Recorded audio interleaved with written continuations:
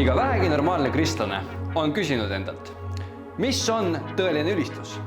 Kuidas suhtuda poliitilistesse protestidesse või mida oma vaimse tervisega peale hakata?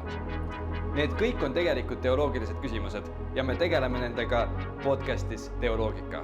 Kuule, kui tahad vastuseid teada saada. Jüngerlus, hingehoid, noorsootöö või ehk mõni piibliraamat on see teema, millesse tahaksid süveneda. Meil on paindliku võimalused täiendkoolitustena. Valikud leiab nii koha peal kui ka veebis. Kas sa tahaksid piiblit paremini tundma õppida ja osata seda oma ellu rakendada ja võib-olla ka juhendada teisi selles või koos nendega piiblit uurida? Või üldse, mis on piiblit läbiv lugu ja kuidas see peaks minu elu mõjutama?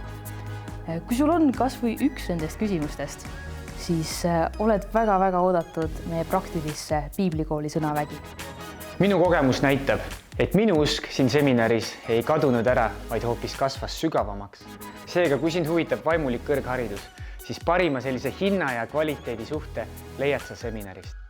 Vahel võib-olla jääb mulje, et seminar on ainult koguduse juhtide kasuks ja kasvuks, aga tegelikult on seminaris midagi igale kristlasele. Tule ja hakka otsast peale, proovi mõnda meie võimalust ja sa võid avastada, et seminaris on meile kõigile alati midagi veel.